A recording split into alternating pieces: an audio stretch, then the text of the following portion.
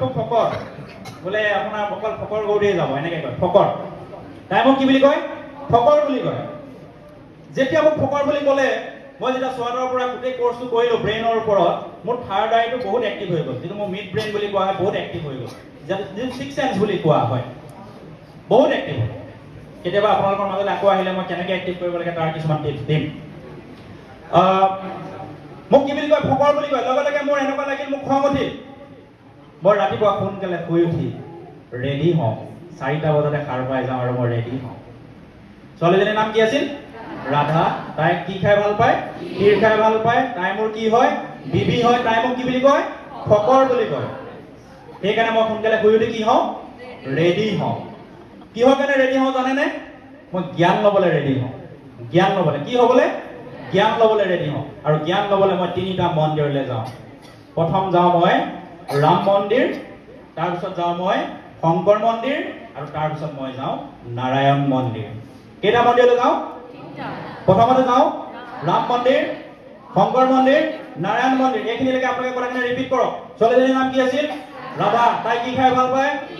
তাই মোৰ কি আছিল বিবি আছিল তাই মোক কি বুলি কয় ফকৰ বুলি কয় সেইকাৰণে মই সোনকালে শুই উঠি কি হওঁ ৰেডি হওঁ ক'লৈ ৰেডি হওঁ মন্দিৰ 3টালৈ যাওঁ কি মন্দিৰ ৰাম মন্দিৰ শংকৰ মন্দিৰ নাৰায়ণ মন্দিৰ কিয় গাঁও জানেনে কিয় তালৈ যাওঁ জানে কালিলে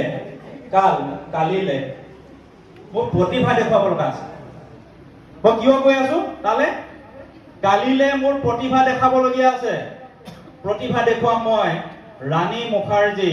আৰু গোবিন্দৰ কাৰ প্ৰতিভা দেখুৱাম ৰাণী মুখাৰ্জী আৰু গোবিন্দৰ কাৰ আগত জানে দ্ৰৌপদীৰ আগত এই গোটেই কথাখিনি মই আপোনালোকক ৰিপিট কৰিছো ছোৱালীজনীৰ নাম কি আছিল ৰাধা তাই কি খাই ভাল পায় তাই মোৰ কি আছিল বিবি তাই মোক কি বুলি কয় ফকৰ সেইকাৰণে মই সোনকালে কি হওঁ ৰেডি হওঁ 3টা মন্দিৰ প্ৰথম ক'লৈ যাওঁ ৰাম মন্দিৰ শংকৰ মন্দিৰ নাৰায়ণ মন্দিৰ কালিলে মোৰ কি আছে কালিলে মোৰ কি আছে প্ৰতিভা দেখুৱাম কাৰ ৰাণী মুখাৰ্জী আৰু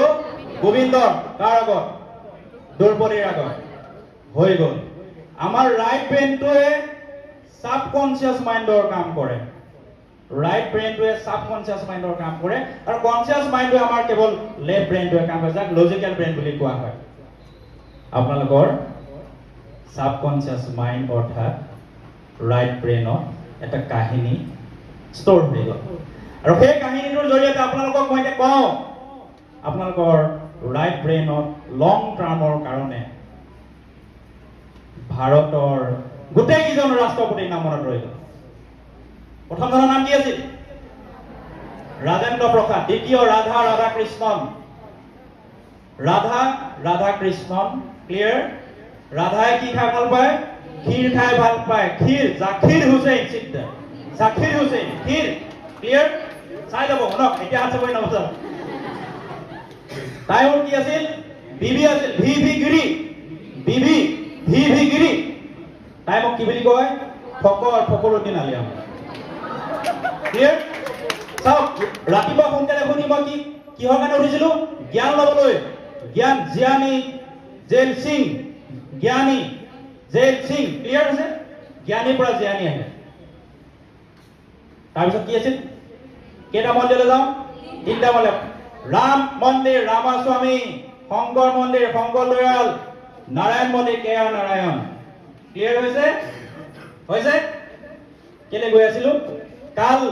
কালিলৈ কাল মানে আব্দুল কালাম আজাদ ক্লিয়াৰ হৈছে ইয়াৰ পিছত আহি গ'ল মই কি দেখাবলৈ যাম প্ৰতিভা দেখাবলৈ যাম প্ৰতিভা দেৱী সিং পাটিল কাৰ ৰাণী মুখাৰ্জী প্ৰণৱ মুখাৰ্জী গোবিন্দ ৰামনাথ কোবিন্দ কাৰ সন্মুখত দ্ৰৌপদীৰ সন্মুখত Droupadi Murmu that is the way to make life এইবিলাক ইনোভেটিভ মেথড আমি আমাৰ ছাত্ৰ ছাত্ৰীৰ মাজলৈ লৈ আহিছো এইটো কোৱা হয় memory technique that is photographic memory আকাশী গংগা বিচৰা নাই বিচৰা স্বৰ্ণ অলংকাৰ কি আছিল নিষ্ঠুৰ জীৱনৰ সংগ্ৰাম বিচাৰো মৰমৰ মাত এষাৰ আকাশী গংগা বিচৰা নাই, আপোনালোকৰ পৰা একো বিচৰা নাই।